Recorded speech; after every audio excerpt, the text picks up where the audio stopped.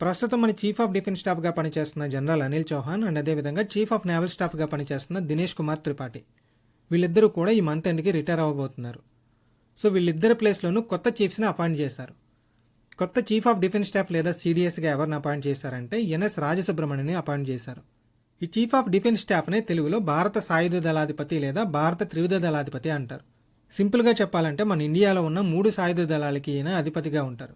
ఏంటో 3 దళాలు అంటే భారత సైన్యం ఉంటుంది, భారత నావికా దళం ఉంటుంది, భారత వైమానిక దళం ఉంటుంది, Indian army, Indian navy and Indian air force.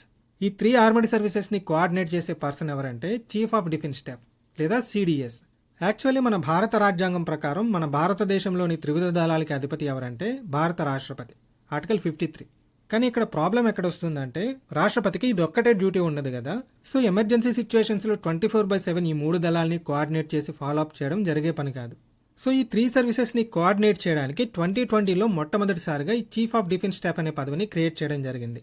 ఈ 3 సర్వీసెస్ మధ్య కోఆర్డినేషన్కి మాత్రమే కాదు, ఈ 3 సర్వీసెస్కి గవర్నమెంట్కి అంటే మినిస్ట్రీ ఆఫ్ డిఫెన్స్ కానివ్వండి, ప్రెసిడెంట్ కానివ్వండి, వీళ్ళు కూడా ఈ 3 సర్వీసెస్తో ఇంటరాక్ట్ కావాలనుకుంటే మ్యాటర్ ఏంటో ఈ సిడిఎస్కి చెప్తారనమాట.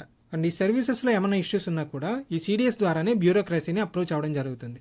2020లో ఈ పదవిని క్రియేట్ చేసినప్పటి నుంచి ఈ 3 సర్వీసెస్లో సీనియర్ మోస్ట్ అధికారిని రొటేషన్ బేసిస్లో ఈ పదవికి నామినేట్ చేయడం జరుగుతుంది. అలా అని మరీ ముసలి వ్యక్తులను కూడా తీసుకోరు. అపాయింట్మెంట్ టైంకి వయసు 62 ఇయర్స్ లోపు ఉండాలి. ఓవరాల్గా చూసుకుంటే Rajasubramaniam will be the third chief of defence staff. ఈ పదవిని 2020లో ఎస్టాబ్లిష్ చేశారని చెప్పుకున్నాం కదా. 1 జనవరి 2020న జనరల్ బిపిన్ రావత్ అపాయింట్ అయ్యారు. కానీ ఈయన 8 డిసెంబర్ 2021న హెలికాప్టర్ క్రాష్లో మరణించారు. అప్పటి నుంచి దాదాపు 9 మంత్స్ పాటు ఈ పదవి ఖాళీగానే ఉంది. ఆయన ప్లేస్లో జనరల్ అనిల్ చౌహాన్ని 30th సెప్టెంబర్ 2022న సెకండ్ సిడిఎస్గా అపాయింట్ చేశారు.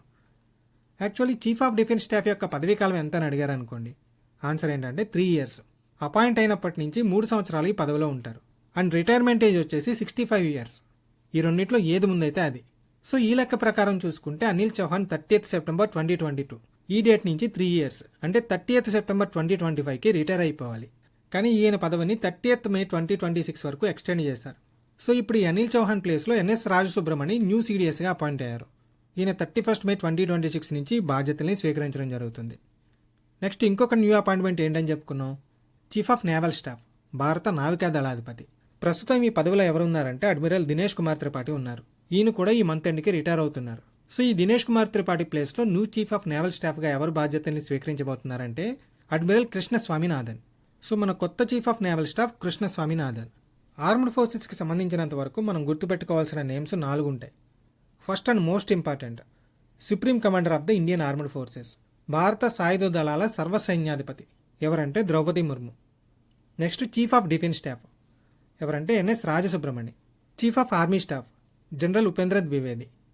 Chief of naval staff admiral Krishna Swaminathan. Chief of air staff air chief marshal Amarpreet Singh. And ఇక్కడ గుర్తుపెట్టుకోవాల్సిన ఇంపార్టెంట్ పాయింట్ ఏంటంటే పదవీ కాలం అయితే ఈ 4కి సేమ్ ఉంటుంది. చీఫ్ ఆఫ్ డిఫెన్స్ స్టాఫ్ అయినా, చీఫ్ ఆఫ్ ఆర్మీ స్టాఫ్ అయినా, నేవల్ స్టాఫ్ అయినా, ఎయిర్ స్టాఫ్ అయినా వీళ్ళందరి పదవీ కాలం 3 ఇయర్స్ 3 సంవత్సరాలు. కానీ రిటైర్మెంట్ ఏజ్ మాత్రం చీఫ్ ఆఫ్ డిఫెన్స్ స్టాఫ్కి కొంచెం ఎక్కువ ఉంటుంది. ఎందుకంటే వీళ్ళందరిలోకి సీనియర్ మోస్ట్ అండ్ ఎక్స్పీరియన్స్డ్ పర్సన్ని చీఫ్ ఆఫ్ డిఫెన్స్ స్టాఫ్గా నామినేట్ చేస్తారు కాబట్టి. So retirement age for chief of defence staff ఏమో 65 ఇయర్స్ 65 సంవత్సరాలు. మిగతా ముగ్గురికి అంటే ఆర్మీ, నేవల్ అండ్ ఎయిర్ స్టాఫ్స్కి ఏమో రిటైర్మెంట్ ఏజ్ వచ్చేసి 62 ఇయర్స్ 62 సంవత్సరాలు.